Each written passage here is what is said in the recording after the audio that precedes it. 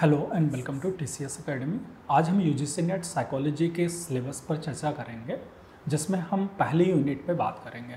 पहली यूनिट हमारी है इमर्जेंस ऑफ साइकोलॉजी की, जिसमें पहला पॉइंट जो psychological thought in some major eastern systems, ये पहला पॉइंट है हमारा और इस पर हम बात करेंगे धीरे धीरे अलग अलग पॉइंट्स पे। Psychological thought in some major eastern systems यानी कि मनोवैज्ञानिक जो विचारधाराएं हैं वो कहाँ ईस्टर्न सिस्टम के अंतर्गत जो बताई गई हैं। ईस्टर्न सिस्टम और वेस्टर्न सिस्टम। वेस्टर्न सिस्टम यानी कि यूरोप और उसके आसपास के अमेरिका, यूरोप और आसपास के कुछ देशों के जो वहाँ से निकला हुआ सिस्टम है उसको वेस्टर्न सिस्टम कहा जाता है। और इंडिया और उसके सब कॉन्टिनेंट में जो विचारधाराएं निकली और उन्होंने साइकोलॉजी में योगदान दिया उनको ईस्टर्न सिस्टम कहा जाता है। तो Bhagavad Gita, Buddhism, Sufism and integral yoga, ये 4 पॉइंट आप देख सकते हैं कि इसमें हमें समझने की बात की गई है इस यूनिट में, इस सिलेबस के अंतर्गत। भगवत गीता यानी कि कृष्ण और अर्जुन के बीच का जो डायलॉग है, जिसको हम वहाँ के महाभारत के अंतर्गत एक युद्ध क्षेत्र में उनके बीच हो रहे कम्युनिकेशन में, उनके बीच हो रहे वार्तालाप में, उनके बीच हो रहे जो उनका कन्वर्सेशन है, उस कन्वर्सेशन के बीच में इस भगवत गीता का जन्म हुआ। और इस भगवत गीता के में बहुत सारी ऐसी बातें बताई गई, ऐसी बातें समझाई गई जो धीरे धीरे साइकोलॉजी और मन के परतों को खोलने वाला साबित हुआ। जब स्टडीज इस पे हुई तो हमें ये पता चला कि उसका साइकोलॉजी में बहुत ज़्यादा कंट्रीब्यूशन है और साइकोलॉजी की समझ को बहुत ज़्यादा बढ़ा सकता है। इसलिए यहाँ पे सिलेबस में भगवत गीता के पॉइंट को रखा गया है। अगला पॉइंट बुद्धिज़्म की बात यहाँ पे की गई है। बुद्धिज़्म की बात यानी कि फिर से गौतम बुद्ध की बात। गौतम बुद्ध के जो विचार थे, गौतम बुद्ध के जो उनकी आइडियोलॉजीज थी, उनकी जो समझ थी, उसको जो सिस्टम आगे क्रिएट हुआ उसको बुद्धिज़्म कहा गया। और उस बुद्धिज़्म में उनके जो साहित्य हैं, उनके जो लिटरेचर हैं, उन लिटरेचर से निकले हुए थॉट्स जो मन पे काम करते हैं, जो ह्यूमन के सेल्फ पे काम करते हैं, उन सारी बातों को बुद्धिस्ट फिलॉसफी, बुद्धिस्ट साइकोलॉजी के अंतर्गत बताया गया है, जो हमें बुद्धिज़्म में पढ़ना है और इस साइकोलॉजी के अंतर्गत, इस सिलेबस के अंतर्गत हमें समझना है। आगे बात आती है सूफिज्म की। सूफिज्म यानी कि एक तरह से इस्लामिक थॉट ऑन साइकोलॉजी। तो इस्लामिक जो एक विचारधाराएं थी जो धीरे धीरे समय के साथ में उनका जो प्रभाव था, उनका जो इम्पैक्ट रहा है वो बहुत ज़्यादा साइकोलॉजिकल होता चला गया। यानी कि वो ह्यूमन के माइंड से जुड़ता चला गया और वो माइंड को समझने के लिए, अपने सेल्फ को एक्सप्लोर करने के लिए, अपने आप के बारे में एक सेल्फ कॉन्सेप्ट को और गहराई से समझने के लिए, इन सारी बातों के लिए धीरे धीरे जो समझ बनती गई इस्लामिक ट्रेडिशन के अंतर्गत, वो सूफिज्म के नाम से निकला। जिसमें हम बहुत सारे ऐसे पॉइंट्स की बात करते हैं, जिसमें जैसे नफ्स की बात करते हैं, हम रूह की बात करते हैं। तो इस तरीके की बातें सूफिज्म के अंतर्गत की जाती है। इंटीग्रल योगा अगला पॉइंट है इसमें। इंटीग्रल योगा यानी कि योग की जो प्रणालियाँ थी उनको इंटीग्रेटेड व्यू में समझने की बात करना। इस इंटीग्रेटेड योगा को प्रपोज करने वाले व्यक्ति महर्षि अरविंद, श्री अरविंद थे। तो अरविंदों ने इस चीज़ पर बात किया, इंटीग्रल योगा नाम के कॉन्सेप्ट पर, और ये बताया कि कैसे इंटीग्रल योगा धीरे धीरे एक ह्यूमन साइकी पे बहुत ज़्यादा वर्क करती है और ह्यूमन को ट्रांसफॉर्म कर सकती है। तो ह्यूमन साइकी में होने की वजह से इंटीग्रल योगा नाम के कॉन्सेप्ट को साइकोलॉजी के सिलेबस में रखा गया है। आगे के पॉइंट पे बात करते हैं, जिसमें एकेडमिक साइकोलॉजी इन इंडिया। अब ये थोड़ा वहाँ से थोड़ा सा शिफ्ट लेता है, जहाँ पे एकेडमिक साइकोलॉजी पे बात करने की शुरुआत हो चुकी है इस पॉइंट में।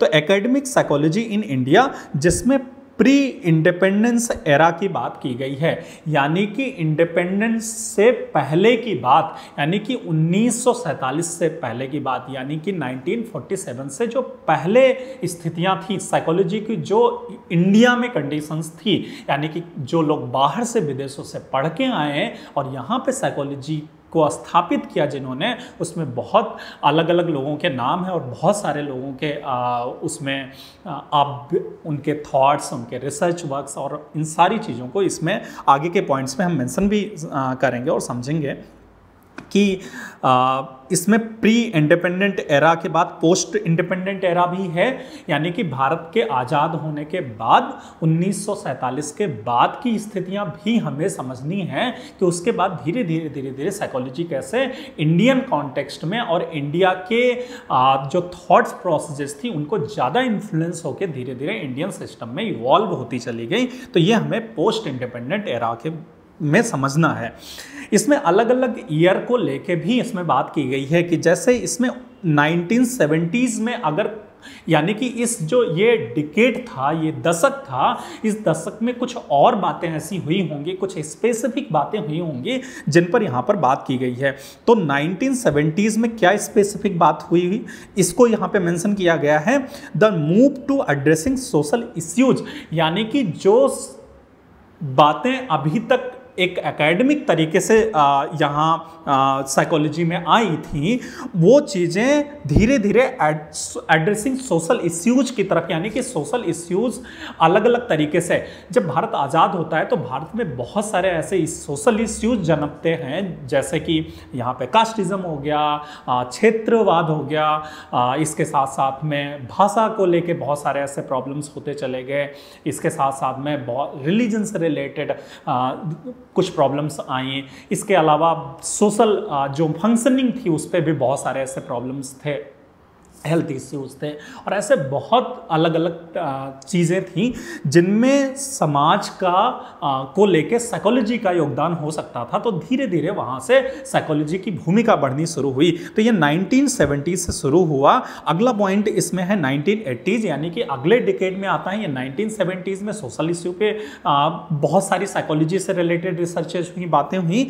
उसके बाद इंडिजेनाइजेशन हुआ। इंडिजेनाइजेशन का मतलब एक तरीके से अगर बहुत सामान्य भाषा में कहें तो इसको कह सकते हैं देशीकरण करना। तो भारत का देशीकरण यानी भारतीयकरण हो जाना। किसी भी देश का इंडिजनाइजेशन का होने का मतलब होता है उस देश का के जो कल्चर है, उस देश का जो उसके हेरिटेज हैं, उस देश की जो पहले से चली आ रही चीज़ें हैं, उससे धीरे धीरे वहाँ की चीज़ों से किस सिस्टम में चीज़ें ढालना। तो यहाँ पे जब इंडिजनाइजेशन की बात की जाती है तो यहाँ के यानी कि यहाँ देशीकरण होना यानी कि भारतीयकरण होना इसका। तो 1980s में जैसा कि इसमें लिखा भी हुआ है कि ये धीरे धीरे होना शुरू हुआ जब यहाँ के कुछ प्रोमिनेंट कुछ ऐसे लोग जो विदेशों से पढ़ के आए या अलग अलग उन्होंने यहाँ के बहुत सारे लोगों से सीखा और समझ बनाई, तो उन्होंने यहीं के कल्चर को, यहीं के सिस्टम को समझ के और यहाँ के हेरिटेज को इस्तेमाल करते हुए धीरे धीरे उन्होंने भारतीयकरण करना शुरू कर दिया मनोविज्ञान का, साइकोलॉजी का। उसके बाद आता है 1990s का समय, यानी कि 1990s वाला डिकेड, जिसमें पैराडायमेटिक कंसर्न्स हुए। अब ये पैराडायमेटिक कंसर्न्स आगे आपके सिलेबस में नीचे मेंशन है, जो नीचे का पैराग्राफ है। पैराडाइम एक तरीके से एक सिस्टम होता है, एक पूरी व्यवस्था होती है। उस पूरी व्यवस्था को देखा जाता है कि किस व्यवस्था के अंतर्गत हम इस चीज़ को समझेंगे या किस पर्सपेक्टिव के अंतर्गत समझेंगे, किस अप्रोच में समझेंगे। तो पैराडाइम्स को लेके यानी कि इंडिया में साइकोलॉजी किस तरीके से समझी जाए, उसके साइकोलॉजी किस तरीके से हमारे सामने आनी चाहिए, उस चीज़ पर बात करना शुरू किया गया इस पैराडायमेटिक कंसर्न में। उसके बाद आता है डिसिप्लिनरी आइडेंटिटी क्राइसिस।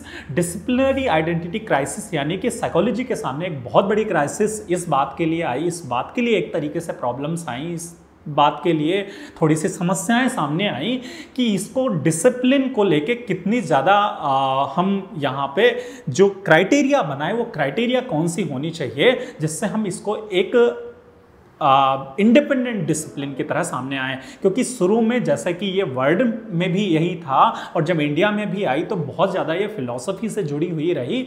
तो इसके बाद निकलने के बाद और बहुत सारे इश्यूज होने के बाद भी बहुत सारे ऐसे जो रिसर्चेज हुई उन रिसर्चेज को लेकर भी यहाँ का इंडिजनाइजेशन होने के बाद इन सारे इश्यूज पे जब बातें हुई, इन सारी चीज़ों की समझ बनाई गई, तो यहाँ पर जो डिसिप्लिनरी आइडेंटिटी क्राइसिस सामने आई वो यहाँ पर 1990s के डिकेड में उसके बाद यहाँ पे डिसिप्लिनरी आइडेंटिटी क्राइसिस की बात समझनी जाने लगी। तो इस पॉइंट में हमें इन चीज़ों पर बात करनी है। आगे है ये 2000 का समय, 2000 के बाद का जो डिकेड आया, उसके बाद का जो समय आया, उसके बाद पे हमें समझ पे इस पे सिलेबस में मेंशन किया गया है, जिसमें emergence of Indian psychology in academia, यानी कि अब धीरे धीरे इंडियन एकेडमी यानी कि पढ़ाया जाने लगा, वो धीरे धीरे उस पर यहाँ के खुद के रिसर्चेस से लेके और उसको सिलेबस उस पर को लेके बहुत सारी चीज़ें धीरे धीरे समझी जाने लगी और एकेडमी को लेके बहुत सारे ऐसे नए नए थॉट्स, नए नए समझ बनाई जाने लगी जो मेंशन होने लगी यहाँ के एकेडेमिया में। ये हालांकि पहले से चलता चला आ रहा था, लेकिन 2000 के बाद इस पर बहुत सारे ऐसे काम हुए जो सीधे यहीं पे बेस थे, यानी कि उनका इन्फ्लुएंसेस बहुत कम, जो विदेशों से आया हुआ इन्फ्लुएंसेस था वो ना के बराबर होता चला गया और यहाँ पे इंडियन साइकोलॉजी में जो एकेडेमिया में इसका जो कंट्रीब्यूशन होने लगा वो कंट्रीब्यूशन बहुत ज़्यादा बढ़ने लगा। इसके साथ आगे यहाँ पे इश्यूज में बात की गई है, यानी कि कुछ मुद्दे हैं ऐसे जिन पर समझ हमें बनानी है इस सिलेबस में। पहला है द कॉलोनियल इनकाउंटर।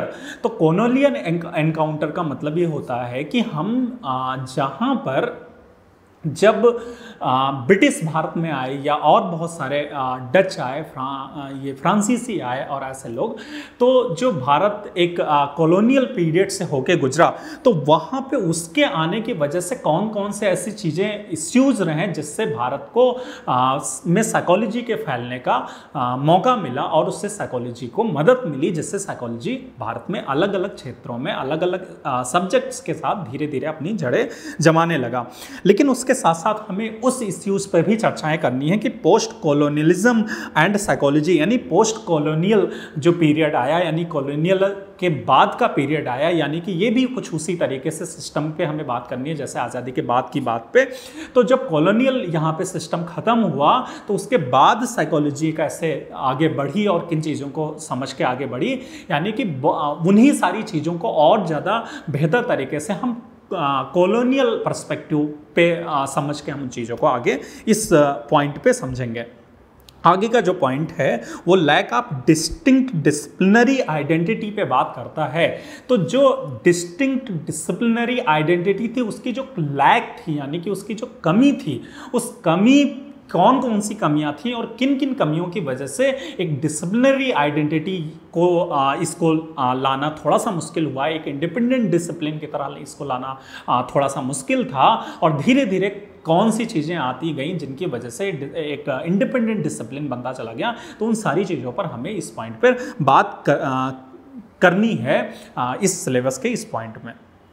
आगे जो अगला पैराग्राफ है, दूसरा पैराग्राफ है, उसमें वेस्टर्न यानी सिस्टम्स को समझा जाने की बात की गई है। तो वेस्टर्न सिस्टम यानी कि अगर हम आज की साइकोलॉजी को देखें, एक सो कॉल्ड साइंटिफिक साइकोलॉजी को हम देखें, तो साइंटिफिक साइकोलॉजी एक वेस्टर्न साइकोलॉजी के रूप में ही सामने आती है। तो वेस्टर्न साइकोलॉजी में हम देखते हैं कि ग्रीक हेरिटेज से शुरुआत होती है। अब ये ग्रीक हेरिटेज एक फिलोसफिकल रूट से शुरुआत होती है, यानी कि जब थेल्स ने अपना काम सबसे पहले एक ग्रीक फिलोसफर, एक तरह से पहले ग्रीक फिलोसफर माने जाते हैं, तो वहाँ से ये बात शुरुआत की जाती है। उसके बाद यहाँ पे हिपोक्रेटस आते हैं। अगर उनकी साइकोलॉजी में बात किया जाए तो उनकी काफ़ी बेहतर उस पर उन्होंने काम किया है, पर्सनालिटी के उसमें हम बेहतर तरीके से उनको समझते हैं। उसके अलावा गैलन की बात इसमें की जा सकती है, फिर सोक्रेटिस इसमें आते हैं, फिर प्लेटो आते हैं, जो कि उनके शिष्य हैं। उसके बाद एरिस्टोटल आते हैं और उसके साथ साथ में कुछ ऐसे इज्म चलते हैं, ऐसे वाद चलते हैं, ऐसे लोगों के जो इन्हीं के आसपास एक दूसरे की बातों का विरोध भी करता है, कुछ बातों में समर्थन भी करता है। तो इन बहुत सारी चीज़ों को हम यहाँ पे ग्रीक हेरिटेज के अंतर्गत समझेंगे। उसके बाद मिडिवल पीरियड आता है। ये ग्रीक हेरिटेज का अगर टाइम पीरियड की थोड़ी सी हम बात करें तो टाइम पीरियड इसका 500 BC के आसपास का माना जाता है। क्राइस्ट से पहले 500 के समय में ये इसकी शुरुआत हुई थी और ये लगभग ऐसा हम मान सकते हैं कि ये लगभग 300 to 400 AD के आसपास तक इसका समय चलता है। इसके बाद जब मिडिवल पीरियड आता है, मिडिवल पीरियड 4th 5th लगभग, इसके बाद यहाँ पर हम कह सकते हैं कि इसके बाद जो AD से इसकी शुरुआत हुई थी, तो वहाँ से धीरे धीरे इसकी शुरुआत हुई और वो जो मिडिवल पीरियड है उसको एक डार्क पीरियड माना जाता है, ये भी फिलोसफिकल पीरियड ही माना जाता है।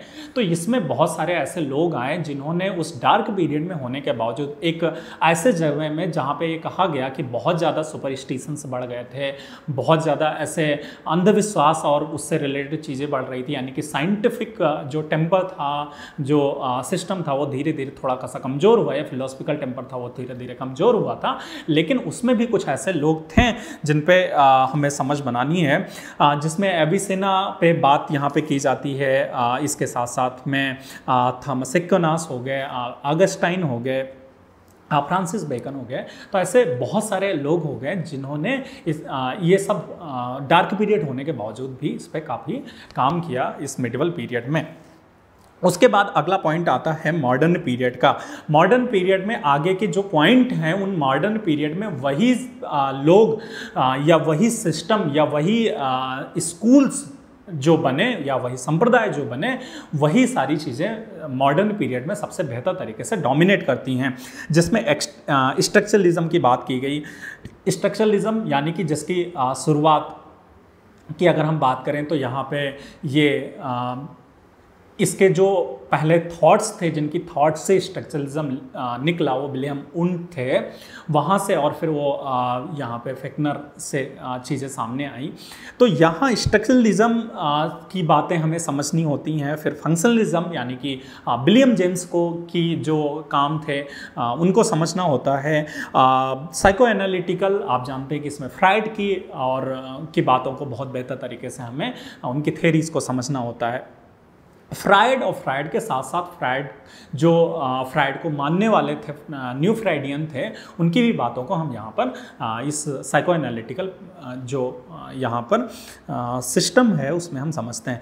गेस्टाल्ट यानी कि वर्दीमर, कोफा और कोहलर, तीन बड़े नाम इसमें माने जाते हैं जो कि परसेप्शन पे उनकी बहुत बेहतर रिसर्चेज हुई हैं, उनकी थेरीज हैं, उनके अप्रोचेज हैं, उस पर बात गेस्टाल्ट साइकोलॉजी की जाती है। बिहेवियरिज्म यानी कि जेबी वाटसन और उसके बाद आने वाले बहुत सारे लोग, जिसमें आप पैब्लाव को रख सकते हैं, जिसमें आप स्किनर को रख सकते हैं, जिसमें आप हाल को रख सकते हैं।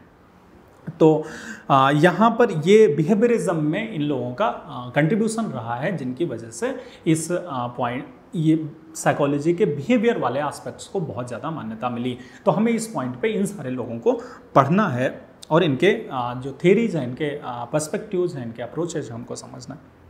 ह्यूमनिस्टिक एग्जिस्टेंशियल, ये बहुत कुछ एग्जिस्टेंशियल साइकोलॉजी, ह्यूमनिस्टिक साइकोलॉजी आपस में मिलती हैं, इसलिए इनको एक साथ रखा जाता है। ह्यूमनिस्टिक अप्रोच को में दो लोगों का बहुत ज़्यादा नाम आता है, जिनमें अब्राहम मैस्लो का नाम आता है और कार्ल रोजर्स का नाम आता है। तो ये दो लोगों का यहाँ से इनका इम्पैक्ट बहुत ज़्यादा रहा, इनकी थेरीज और इनके अप्रोचेस पे बात की जाएगी। एग्जिस्टेंशियल पे हम अगर बात कर लें तो यहाँ पे रोलो में पे बात किया जाता है या विक्टर फ्रैंकल पे बात किया जाता है, जिन्होंने एग्जिस्टेंशियल साइकोलॉजी पे ज़्यादा बात की हैं। कुछ ट्रांसपर्सनल पे बात किया जाता है, यानी कि थोड़ा सा फिर से फिलोसफिकल और ट्रांसपर्सनल यानी पर्सनल और एक स्पिरिचुअल साइकोलॉजी पे बात करने की बात इसमें की गई है। तो ये भी हमें इसमें डिटेल में पढ़ना होता है। कॉग्निटिव रिवोल्यूशंस जब हुए लिकनेसर और उसके बाद के लोगों का जिसमें बड़े नाम आते हैं, तो उन लोगों को हम यहाँ पर पढ़ेंगे, नोम चॉम्स्की और आगे आने वाले लोगों को। तो ये जो कॉग्निटिव रिवोल्यूशन क्रिएट हुआ उससे क्या क्या उसमें चीज़ें आई, कौन से सिस्टम बने, कौन कौन से लोगों ने अपना कंट्रीब्यूशन दिया, उन सारे लोगों को हम कॉग्निटिव रिवोल्यूशन वाले पॉइंट में पढ़ेंगे। उसके बाद आता है मल्टीकल्चरिज्म। मल्टीकल्चरिज्म यानी कि अलग अलग कल्चर को समझना, उनको एक साथ रखना और उनको स्टडी करना, उनकी तुलना करना, और इसी तरीके से इसी सिस्टम में आगे क्रॉस कल्चर की भी बात की जाती है। तो ये जो मल्टीकल्चरिज्म या क्रॉस कल्चरिज्म, इन सारे सिस्टम्स को धीरे धीरे बने जहाँ पे हमें कल्चर के बारे में बहुत डीप स्टडी करनी होती है इस पॉइंट में। इसके बाद आता है 4 founding paths of academic psychology, यानी कि जो एकेडमिक साइकोलॉजी आई, यानी कि जिस पे बहुत ज़्यादा रिसर्चेज हुई और आज एकेडमिक साइकोलॉजी में हम उनको ज़्यादा पढ़ते हैं, उनके बारे में समझते हैं। तो उसमें 4 नाम यहाँ पर मेंशन किए गए हैं। जो 4 नाम यहाँ पर मेंशन किए गए हैं, उंट, फ्रायड, जेम्स और डिल थे। इनमें से 3 नाम, उंट को आप स्ट्रक्चरलिज्म में पहले ही यहाँ पे आपको पढ़ना हो जाएगा, फ्रायड को आपको साइको एनालिटिकल में पढ़ना हो जाएगा, जेम्स को आप में यानी कि विलियम जेम्स को आप यहाँ पर फंक्शनलिज्म में अच्छे से पढ़ेंगे। डिल थे पर आप अलग से थोड़ा बात करेंगे, जो फाउंडिंग पाथ्स के रूप में यहाँ पर माने जाते हैं, नहीं उनके थॉट्स, उनकी विचारधाराएं फाउंडिंग पाथ्स के रूप में सामने आती हैं।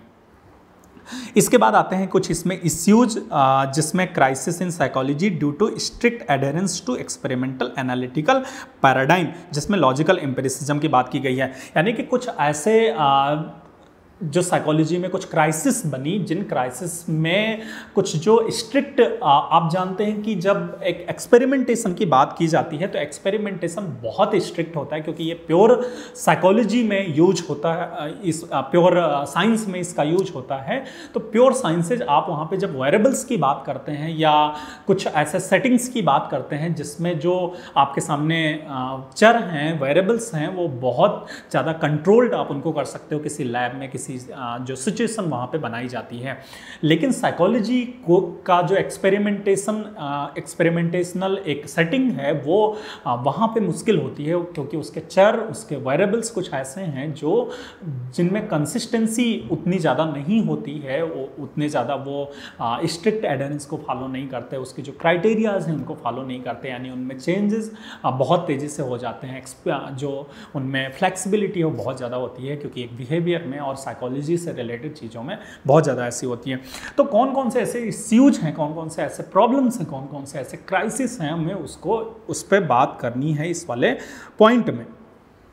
उसके साथ साथ में Indic influences on modern psychology. Indic यानी कि एक तरीके से जो भारतीय थे, अगर हम बहुत सामान्य भाषा में कहें, क्योंकि लैंग्वेजेस से इसका ज़्यादा रिलेशन होता है, तो भारतीय लैंग्वेजेस यानी कि अगर हम सामान्य तौर पर देखें तो संस्कृत और उससे रिलेटेड जो लैंग्वेजेस थी जिनमें कुछ भारतीय साहित्य लिखे गए, तो भारतीय साहित्य का क्या योगदान रहा है मॉडर्न साइकोलॉजी पर, यानी कि वेस्टर्न साइकोलॉजी पर। तो वेस्टर्न साइकोलॉजी पे तो अलग अलग हम जब देखते हैं तो वेदांत की बात करते हैं या कुछ हिंदू ट्रेडिशंस की बात करते हैं, उसमें जो साइकोलॉजी के थॉट्स निकले, उन्होंने बहुत सारा इम्पैक्ट डाला वेस्टर्न के अलग अलग जो थिंकर थे, वहाँ के अलग अलग साइकोलॉजी के जो बड़े जिनका कंट्रीब्यूशन बहुत ज़्यादा साइकोलॉजी में रहा, तो उन लोगों पर किस तरीके से यहाँ जो ईस्टर्न सिस्टम था, इंडिक सिस्टम था, उन्होंने किस तरीके से इन्फ्लुएंस किया, उसको हमें यहाँ पर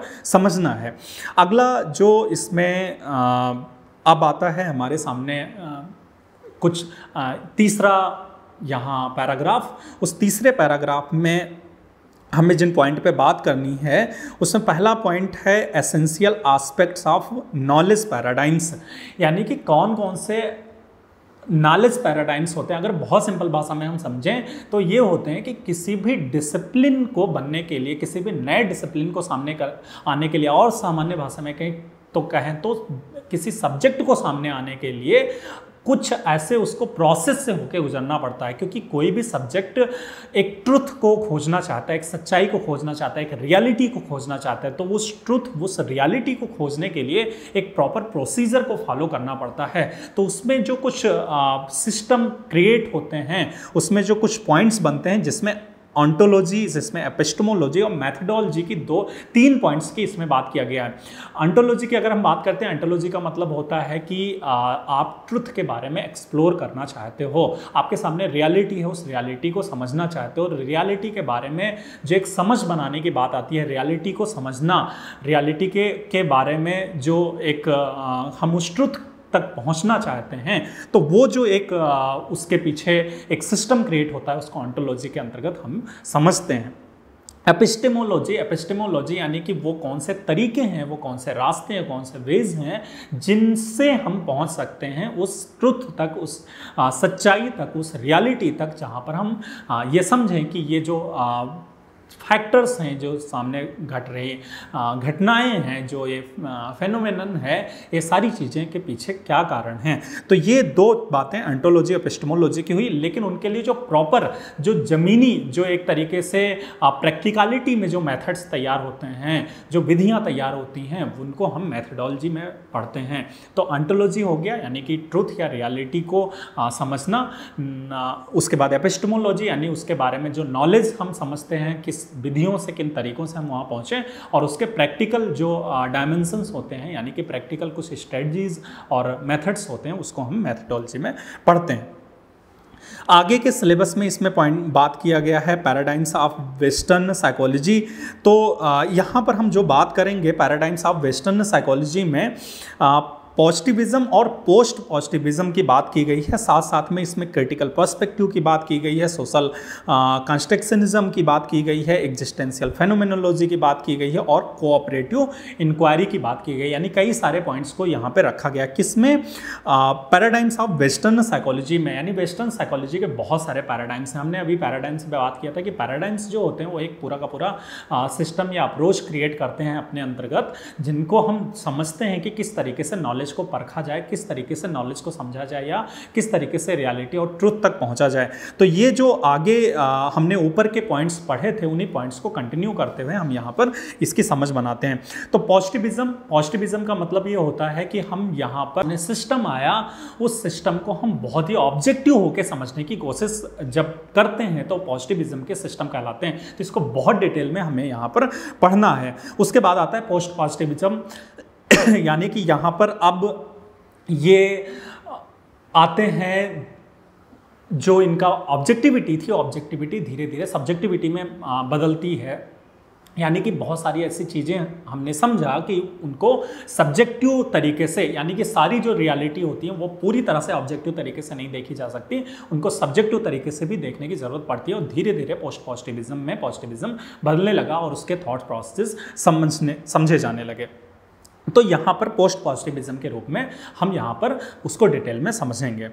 क्रिटिकल पर्सपेक्टिव पे बात अगर किया जाए तो इससे रिलेटेड चीज़ों पर क्रिटिकल पर्सपेक्टिव रखी गई, लोगों के अलग अलग उन्होंने अपने विचारधाराएं रखी कि इसमें कौन सी कमियां हैं या कौन सी अच्छाइयां हैं, पॉजिटिविज्म बेहतर है, पोस्ट पॉजिटिविज्म बेहतर है, या उसमें कौन से ऐसे इश्यूज हैं जिन पे हमें चर्चा करनी चाहिए। तो ये जो क्रिटिकल पर्सपेक्टिव है उस पर हमें समझ बनानी होगी।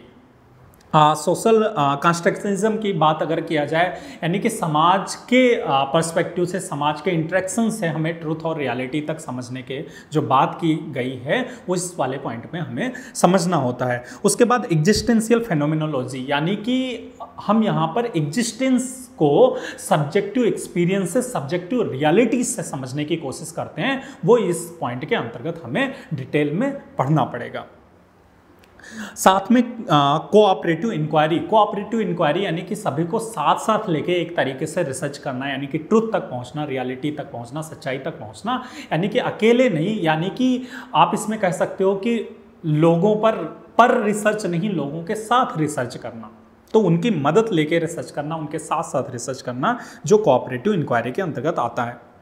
इसके साथ अगला पॉइंट है वो पैराडायमेटिक कंट्रोवर्सीज हैं, यानी कि जब इतने सारे पैराडाइम्स और पॉइंट्स आपने समझे तो उनके बीच बहुत सारे ऐसे कंट्रोवर्सीज हैं कि कौन सा किस तरीके से क्या कैसे अपनी बात रखता है। तो वो जो आपस में उनकी कंट्रोवर्सीज हैं या जिन्होंने उन पर समझ बनाई उनके समझ के साथ साथ कौन सा किस पॉइंट पे ज़्यादा बेहतर है, तो उनके उस वजह से जो आपस में एक दूसरे को क्रिटिसाइज करने से और बहुत सारी वजहों से कंट्रोवर्सीज बनी, उस पर हमें यहाँ पर इस वाले पॉइंट पे समझ बनानी है।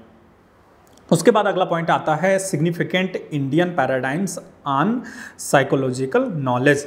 अब फिर से जो पहले हमने पहले पैराग्राफ में कुछ पॉइंट्स पढ़े थे उसी पैराग्राफ को हमें यहाँ पे समझना है, लेकिन ये पैराडाइम्स पे कंपैरेटिवली ज़्यादा बेस होते हैं, यानी वहाँ पर हमें थॉट प्रोसेस को समझना था, लेकिन यहाँ पे थॉट प्रोसेस को समझने के यानी नॉलेज को गेन करने के तरीके कौन से हैं, उनके पीछे जो सिस्टम काम करता है उस सिस्टम के बारे में हमें यहाँ पर समझना है। यानी कि कंटेंट वही है, बस पढ़ने का समझने का थोड़ा सा तरीका हमें बदलना है। तो यहाँ भी हमें योगा पे बात करना है, यहाँ भी भगवद गीता को भी समझना है, यहाँ पे हमें बुद्धिज्म को भी समझना है, सूफिज्म को भी समझना है और साथ साथ में इंटीग्रल योगा को भी समझना है। यानी कि वो पॉइंट्स फिर से रिपीट हो रहे हैं लेकिन एक नए पर्सपेक्टिव के साथ, यानी कि हमें यहाँ पर उनके पैराडाइम पे बात करनी है, उनके जो नॉलेज सिस्टम है उसके बारे में समझ बनानी है। अगला पॉइंट आता है साइंस है स्पिरिचुअलिटी के। आज समय में बहुत ज़्यादा इस पे बात हो रही है, साइंस है स्पिरिचुअलिटी के साइकोलॉजी में हम इस पे बात करेंगे। तो इस यहाँ पे स्पिरिचुअलिटी को विद्या और अविद्या, विद्या और विद्या पे बात की गई है। तो विद्या और अविद्या पे यानी कि नॉलेज पे और उसके साथ साथ में वो चीज़ें जिनसे जो हमें अंधेरे में रखती हैं, इन पॉइंट्स पे बात करना है। तो अविद्या और विद्या इन दो चीज़ों की समझ हम साइंस से करेंगे, तो स्पिरिचुअलिटी की समझ और साइंस की समझ को एक साथ रख के उनके बीच में हम उनका इंटीग्रेशन में भी चीज़ें समझेंगे और साथ साथ में उनके अंतरों को भी समझेंगे और उनको एक दूसरे के कॉम्प्लीमेंट्री कैसे हैं वो इस बात की समझ हमें इस पॉइंट में बनानी है। अगले पॉइंट पे या लास्ट पॉइंट पे अगर हम बात करते हैं वो है कि the primacy of self knowledge in Indian psychology. इसमें सेल्फ नॉलेज यानी कि आत्मज्ञान, अगर हम यहाँ पे कहें इसको इंडियन ट्रेडिशन में, तो उस आत्मज्ञान के कौन कौन से तरीके हैं, उन सारी बातों पर हमें यहाँ पर इस पॉइंट पे समझ बनानी है। कौन कौन से तरीके होते हैं जिनसे मोक्ष के बारे में कैसे यहाँ पर इंडियन ट्रेडिशन पे बात किया गया है, साइको को समझने के लिए बात कैसे किया गया है, इनर साइको के बारे में कैसे कौन कौन से थॉट प्रोसेस सामने आई हैं, उसके साथ साथ में साइकी को या सोल को समझने के लिए कौन कौन सी बातें की गई हैं, माइंड को समझने के लिए कौन कौन सी बातें सिस्टम बनाए गए हैं, उन सारी चीज़ों पर डिटेल में इस पॉइंट पर बात किया जाता है। या हम यहाँ पर इस सिलेबस को चर्चा जब हम इस पर बात करेंगे तो हम इसमें करेंगे। तो इस तरीके से ये पहली जो यूनिट है यूजीसी नेट साइकोलॉजी की, जो इमर्जेंस ऑफ साइकोलॉजी के टाइटल में है, वो हम यहाँ पर इसका डिस्कशन ख़त्म करते हैं। अगले वीडियो में हम अगले क्लास में अगले यूनिट का डिस्कशन करेंगे, उसको डिटेल में समझेंगे, उसके हम अंतर्गत हमें क्या क्या पढ़ना है, क्या क्या समझना है। Thank you.